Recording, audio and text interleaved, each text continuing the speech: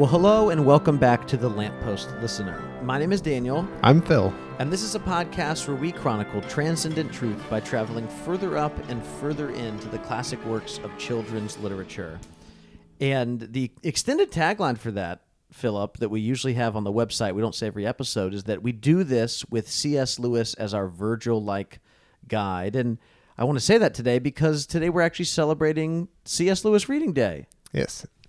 The date of his birth. Date of his birth, 127 years ago. The 22nd was already taken. There was another saint. Was someone martyred? Saint Cecilia, I think is the 22nd. That definitely gets you bumped up. She gets dibs. Yes. When you're in the 3rd century, in the 200s in ancient Rome, you get dibs over a guy who dies in 1960. No matter how many great books you write. Yeah. So instead, the order goes instead of getting your birthday. No, instead of your death day, you can then get your birthday next. Death day always comes first. Instead of your death day, you get your birthday. Yeah, so November the 29th here, we're going to celebrate C.S. Lewis Reading Day. We are reading through The Hobbit, obviously, throughout this entire season, but we are first and foremost, and have always been, a C.S. Lewis podcast. It's what paid for all this? We're in my home, by the way, right now. So a mortgage paid for all this. So excited. When you apply for a new home, do you mention how much money you make on Patreon? Last year was the first year that it actually made my taxes more complicated. Yeah, which is a good thing. That's but usually you just had it fold into the oxen estate that you have, right? That's exactly the bullpen. Yeah, that's exactly right. All right, this is C.S. Lewis Reading Day. We got to get back to this, especially because we don't intend for this to be kind of a regular linked episode, a little bit of a mini episode here, as you and I are just going to read some Lewis that's in line with this year's theme. Now, do you know the Greek word for this year's theme? It is storge. Storge, that is correct. Do you know what that means? Which is familial love. Familial love. So throughout the C.S. Lewis world today, as we celebrate C.S. Lewis Reading Day, we're focusing on, last year we focused on friendship. This year, and I actually don't think, you and I didn't talk about friendship last year. Everyone else talked about friendship, and then we had thinly veiled we had Ben on hatred for each other. And then we talked about the saintly C.S. Lewis, which was great. Mm-hmm. But we were rebels, and so we figured, you know what, we need to come back to the larger community this year and actually celebrate alongside everybody else and not do our own thing. But next year, we're going to rebel once more. Mm-hmm. But this year, we're talking about what Lewis calls simply affection. And actually, here's what he says in The Four Loves. He says, "The Greeks called this love storge. I shall here call it simply affection. My Greek lexicon defines storge as affection, especially of parents to offspring, but also of offspring to parents. And that, I have no doubt, is the original form of the thing as well as the central meaning of the word." So thinking a lot about Lewis, his own family, maybe some of the families we see in his fiction. You and I today are, in this little mini episode here, going to focus in on two very important scenes in the Chronicles of Narnia that have to do with parents, which we don't see a lot of. In the Somewhat rare in books where the protagonists are usually children far away from their parents, in other worlds from their parents. So in the Chronicles of Narnia, which is what we're going to choose to read from today, it's kind of our thing here, is... We moved on. It was. That's right. Now we've been dragged back. We're not going to try to read some of his books for grown-ups. That's we could. Those are a lot harder. Yeah, some are pretty long too. Yeah. Have you seen them? So what was I saying now? The real surprise is the letters of C.S. Lewis. Thought that'd be super short. It's 26 characters. But... Yeah, I thought he had the same ones we did. Maybe some Greek ones. Sure. That's true. That's right. Yeah, he's got... I will say, I did Old English. To go back to the Four Loves real quick, when he says the Greeks called this love storge, in parentheses, I didn't read this, he says 2 syllables and the G is hard. I love it. And that's I went back and pulled my book off the shelf. That's in the thing. It's not an endnote. Like C.S. Lewis wrote that in there. He actually wrote that in there. I actually really liked it. Hey, when you say this word, I'm going to tell you right now so that if you're ever podcasting, you can accurately say the word. He was thinking of us. He's He was thinking like, I of know us. that Daniel Payne is going to try to podcast about most of my work for children at some point, and he'll mispronounce everything, even basic words like wolf. So I'm But gonna start giving him some tips. I'll give him a few tips along the way. So,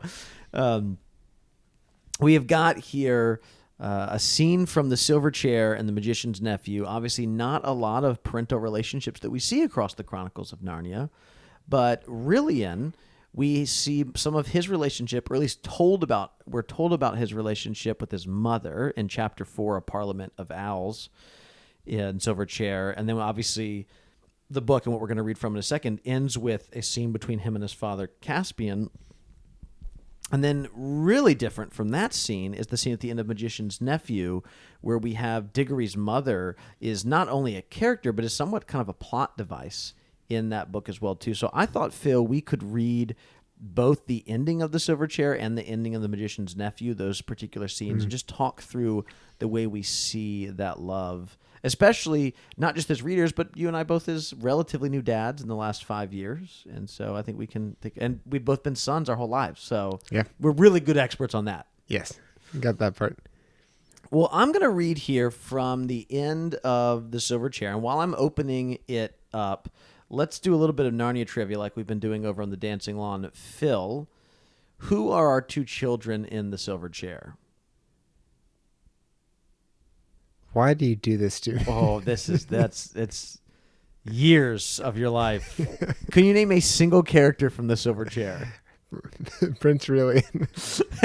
Can you name a single character I haven't already mentioned? There's Frog Face. There's there's Puddle Glum. That's right. There's The children are. There's Jill and Eustace. That's right. Jill and Eustace. That's exactly right. They only appear in an entire other. Eustace is in 3 books. Jill's in 2. So, well done. You are certainly not a Narnia novice anymore. I was going to ask you, do you remember the name of chapter 16? There's no way you do. Stories in the Dark. No, this is chapter 16. Stories to Tell in the Dark. Stories to Tell in the Dark. This is the Healing of Harms. So the Healing of Harms, remember at this point, Jill, Eustace, and Puddleglum have made their way back out from the underworld with Rilian. Jill wakes up in a cave. We learn that Puddleglum has actually gone away, or they had said their goodbyes. And then Jill and Eustace are making their way back to Cair Paravel, where Caspian's ship is returning from sea. Remember, he went out to go. He'd heard rumors of Aslan being out on the Eastern Sea. He went out at the very beginning of the book. He has now returned once he received word from Aslan himself that he needed to go back home to meet Rilian, who he has not seen for obviously many years. And I'm going to read this here, the very ending of this. We're really close to the ending of this chapter. All the court was once more assembled on the green between the castle and the quay to welcome King Caspian home again. Rilian, who had changed his black clothes and was now dressed in a scarlet cloak over silver mail, stood close to the water's edge, bareheaded, to receive his father. And the dwarf Trumpkin sat beside him in his little donkey chair. The children saw that there would be no chance of reaching the prince through all that crowd, and anyway, they now felt rather shy. So they asked the centaurs if they might go on sitting on their backs a little longer and thus see everything over the heads of the courtiers. And the centaurs said they might. A flourish of silver trumpets came over the water from the ship's deck. The sailors threw a rope, rats, talking rats of course, and marsh wiggles made it fast ashore, and the ship was warped in. Musicians, hidden somewhere in the crowd, began to play solemn, triumphal music. And soon the king's galleon was alongside, and the rats ran the gangway on board her. Jill expected to see the old king come down, but there appeared to be some hitch. A lord with the pale face came ashore and knelt to the prince and to Trumpkin. The 3 were talking with their heads close together for a few minutes, but no one could hear what they said. The music played on, but you could feel that everyone was becoming uneasy. Then 4 knights, carrying something and going very slowly, appeared on the deck. When they started to come down the gangway, you could see what they were carrying. It was the old king on a bed, very pale and still. They set him down. The prince knelt beside him and embraced him. They could see King Caspian raising his hand to bless his son, and everyone cheered but it was a half-hearted cheer, for they all felt that something was going wrong. And then suddenly the king's head fell back upon his pillows. The musicians stopped, and there was dead silence. The prince, kneeling by the king's bed, laid down his head upon it and wept.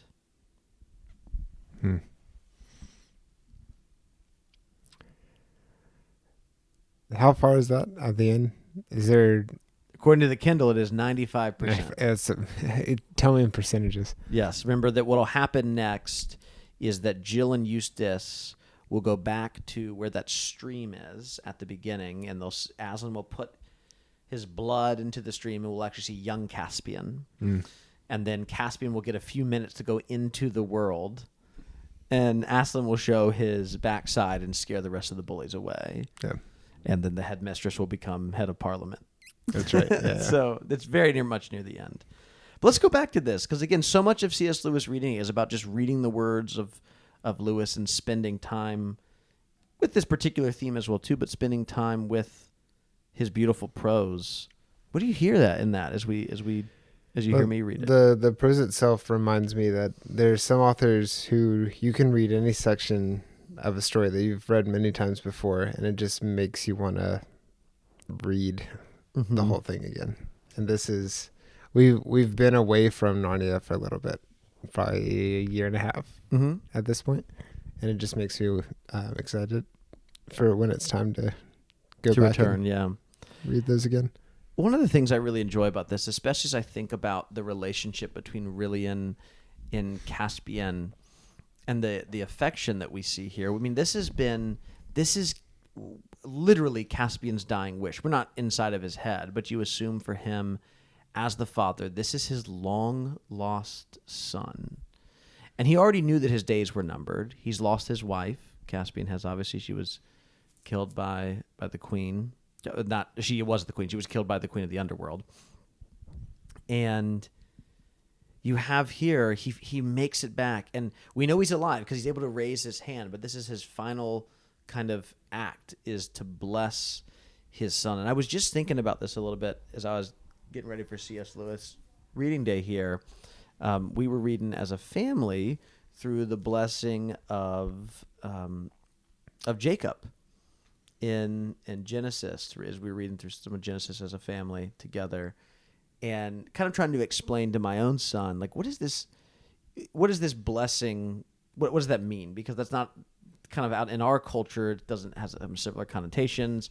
My son was very excited to learn that he was the firstborn son. He's like, yes, my sister gets none of this stuff. Like she was born after me, and I don't think we know if Caspian and his wife, Ramandu's daughter, I don't know if they have any other kids. Do we only ever hear of Rilian?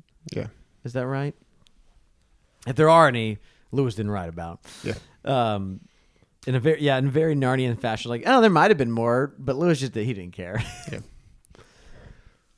So we were talking about a blessing here, and I think there's.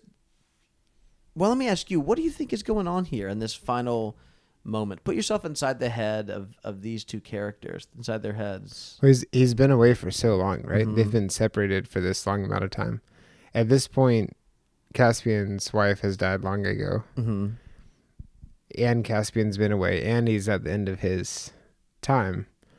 And then to use some of that time to give that blessing, I think is very special. But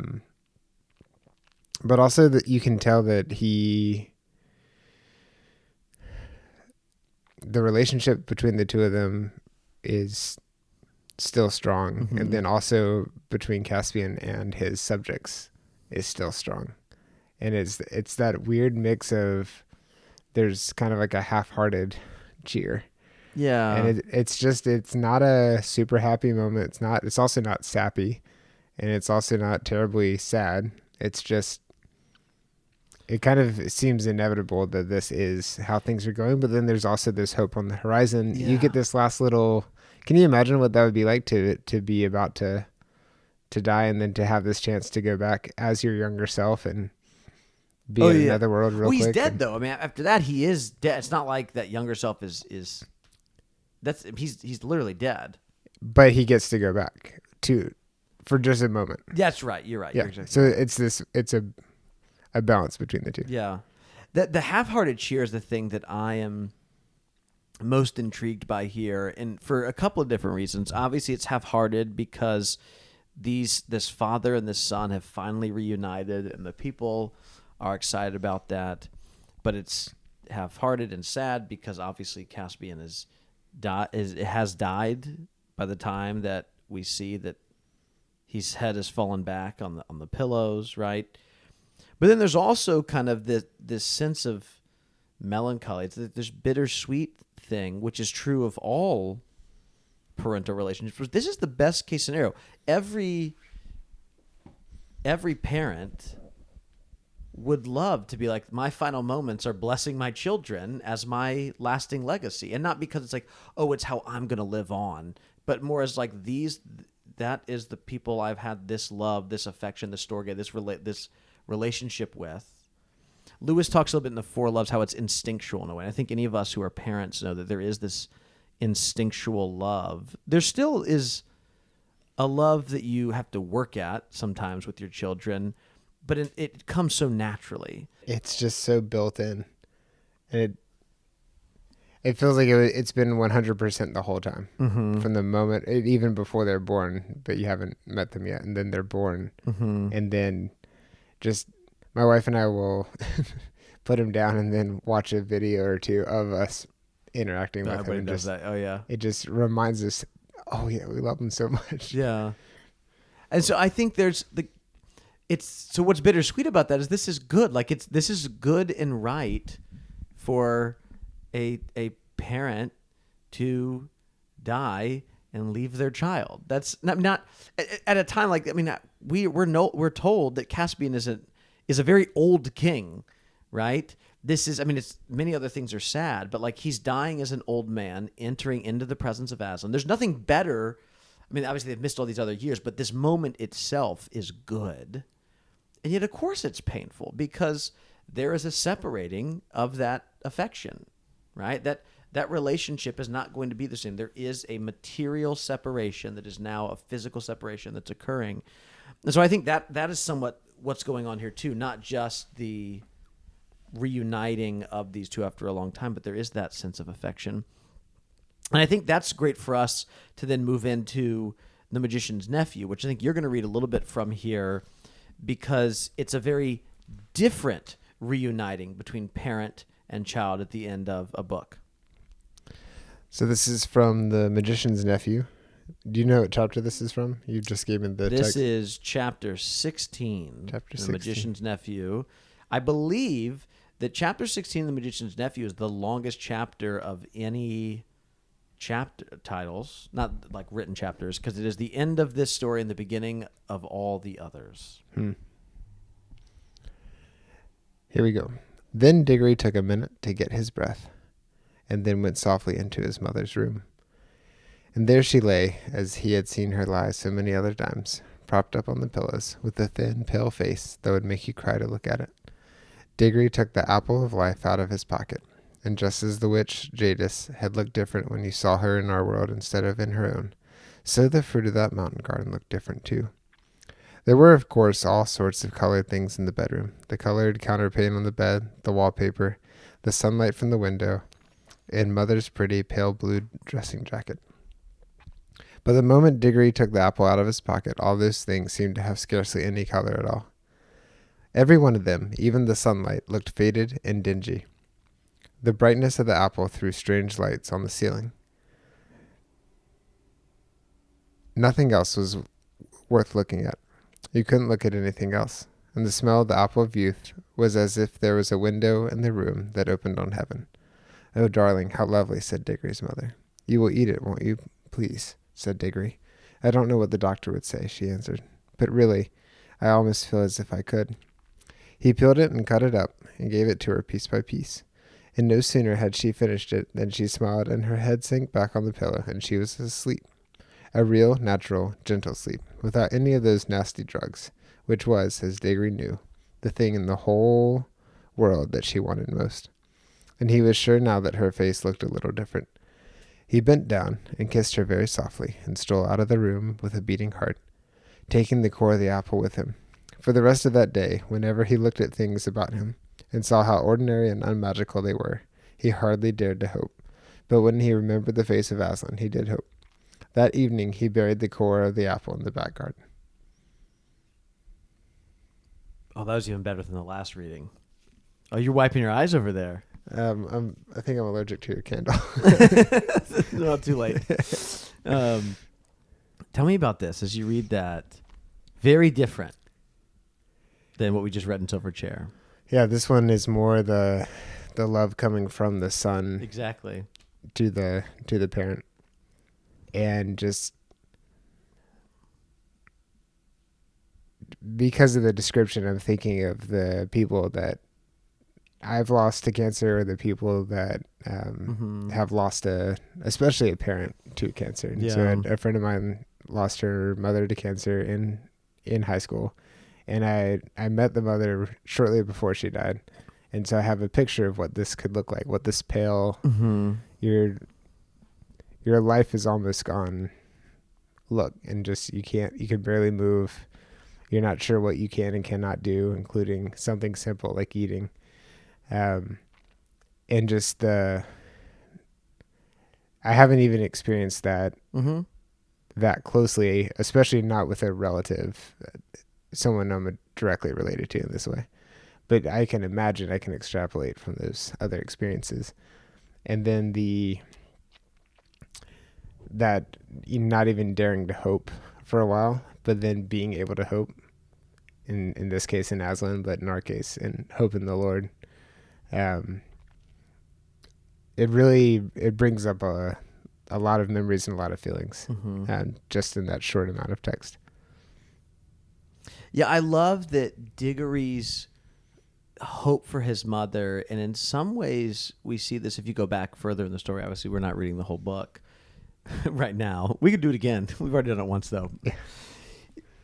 So much of his love for his mother is fueled is not the right word, but it actually comes out of his obedience to Aslan here. I mean, he already loves his mother before he's met Aslan, the story.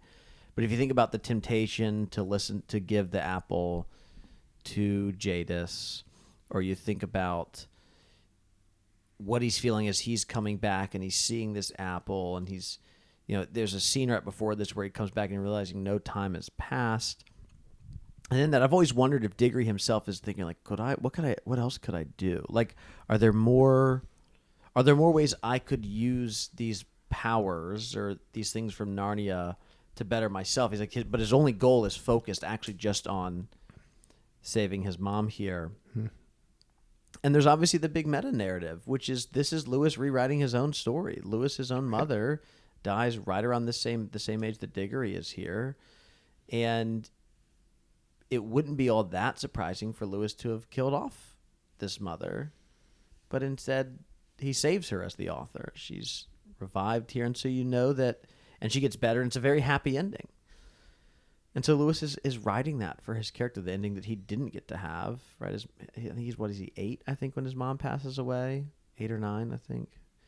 And he talks about how difficult, he writes about that in Surprised by Joy, how incredibly difficult that was, how much having all the doctors there and everything, and just knowing that things weren't going well without fully, at least as a young child, having the comprehension of exactly what is going on.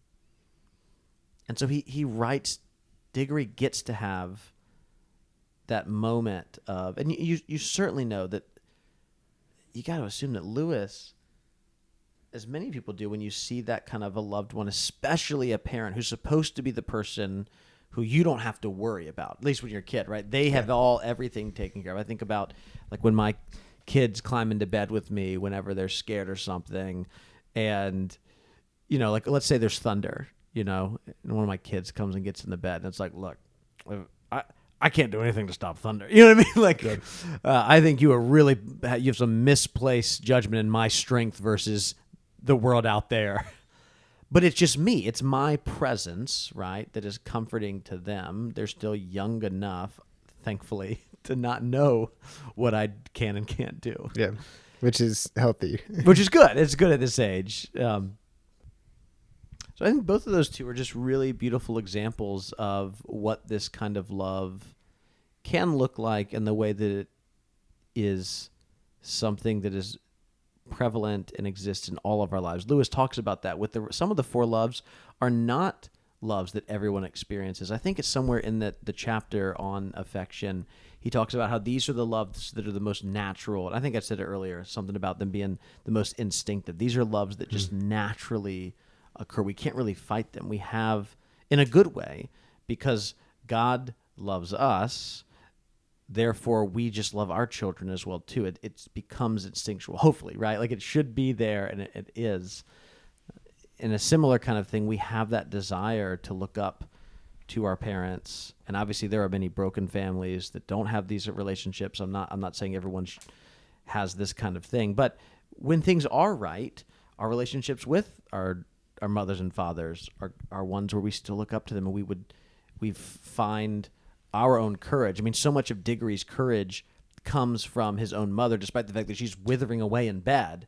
And yet his strength while they're in Narnia comes from thinking about his own mother, because that is what a parent should hopefully be doing for their kid. Yeah. What a great quick revisit. And it kind of fitting, too, because we have characters who get to reconnect. We're kind of reconnecting with these characters as they're reconnecting with other characters. It's getting wild. Yep.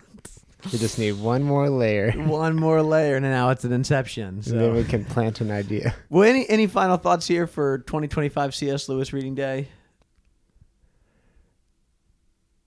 I think that's it. That's it. Well, we'll be back before next year's Lewis Reading Day, because we're going to take part in J.R.R. Tolkien Reading Day That's right. this year too, especially for season. Is there a George MacDonald one? Have you checked? I don't know if there's a George MacDonald one. He's a bit more underground. Yeah. It's I don't know.